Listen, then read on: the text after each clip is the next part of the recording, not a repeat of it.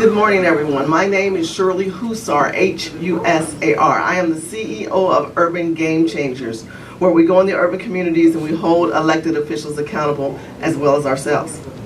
I am also from Los Angeles, California, so I've traveled quite a distance to be here this morning. In 2016, I was the surrogate for the state of California for candidate then Donald J. Trump. I also made the announcement nationally at the Republican National Convention, and I represented my state for Donald J. Trump because we believed, and we still believe, that Donald J. Trump was going to make a difference for our community.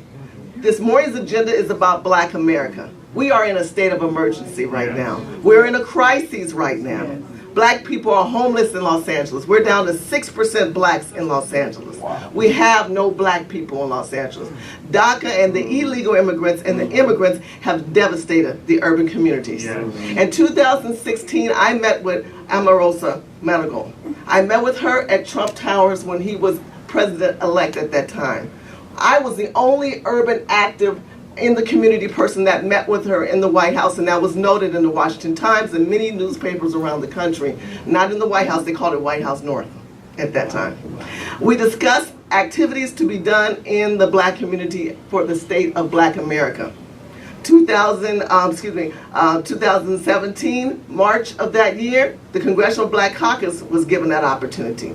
Not the people who put Mr. Trump in office, not the Black Americans who support him on social media, Facebook, Twitter, Snapchat, who went out in the streets, who are active in the community. No, the people who were given the opportunity to meet with the president was the buffoonery of the Congressional Black Caucus. The Black Caucus has killed our devastation of our communities, and I'll tell you why. The Congressional Black Caucus consists of congressional leaders who reside over districts of people that aren't black people. The black people that you see right now, Maxine Waters, Barbara Lee, Kamala Harris, all these people, Karen Bass, those districts and many others who are black people are not there. That's right. We're homeless downtown LA. Right. Our black men can't even get jobs. Right. Our mothers are driving Ubers because they can't even get any local jobs because the Latinos do not want to hire our people. That's they true. do not like black people. The illegal immigrants are working for immigrants who come here on visas and migration EB2 and EB3 programs, visa programs. They leveraged the opportunity that the federal government gave the immigrants, not black people, to get into this country. So they pushed black businesses out.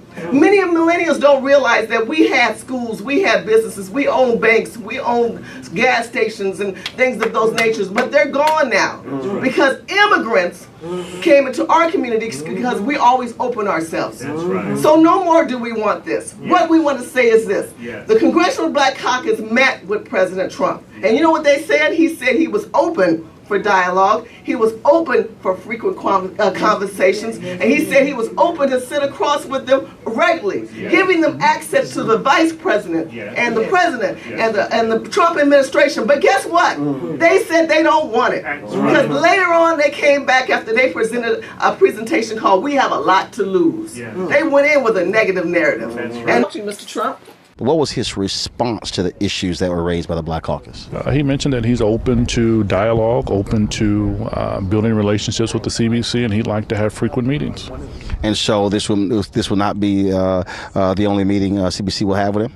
No, in fact, he pushed us to have maybe quarterly meetings. So we'll see. I mean, obviously our schedules are crazy, but he promised to meet with us quite regularly. And also cabinet secretaries? Absolutely, and the vice president. Now, what was the document that you presented this year? We have a lot to lose. Solutions to advance black families in the 21st century. This is the Black Caucus document. We're covering infrastructure. We're covering police reform. We're covering education. We're covering a plethora of issues and concerns that are highlighted in this document.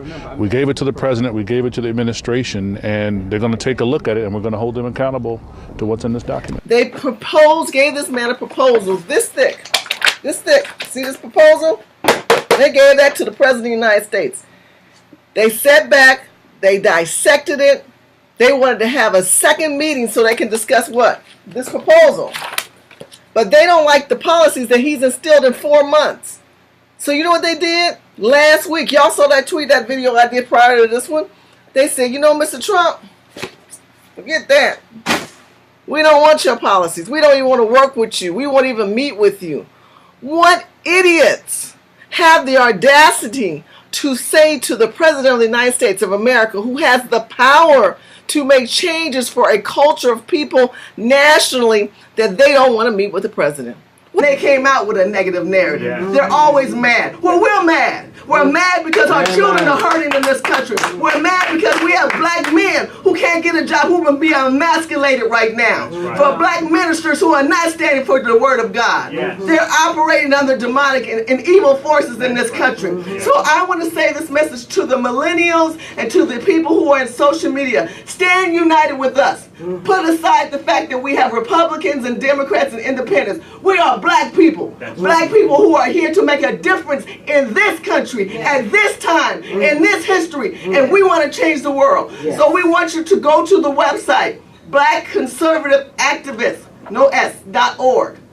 Black Conservative Activists. Join and come with us. And don't look at us and say, well, those are Republicans and they don't like Maxine. Maxine Waters is not in the black community anymore. Ain't no black people. Do you understand what I'm saying? This is really bad. DACA is not good for America. For those who are united with DACA, we don't want DACA. We want to see black America to rise up again and not allow illegal immigrants and immigrants to use leveraging in our community. Amen. My name is Shirley Husar, Husar. Please follow me on Facebook, Twitter, and Instagram. Let's create a dialogue. That is what we want from you. And we want that seat back, Mr. Trump. We want a seat at this table to bring real ideas and real good motives and things that can change this country. Because you were given buffoonery with Monegal. You were given buffoonery with the CBC and the NAACP and the Urban League and all these ACLU, all these organizations who cloud over our legacy. In Los Angeles, last thing, Dr. King, they have sides with Dr. King saying AIDS is a civil rights issue. It is not. Civil rights was built on the backs of black slaves. I am a child of the indigenous slave children. I didn't come here as an immigrant. I came here as commodity. And they're still using me in commodity and privatized prisons. Let's stop that. Let's keep this real. This is a black moment. Own it and use it. Thank you very much.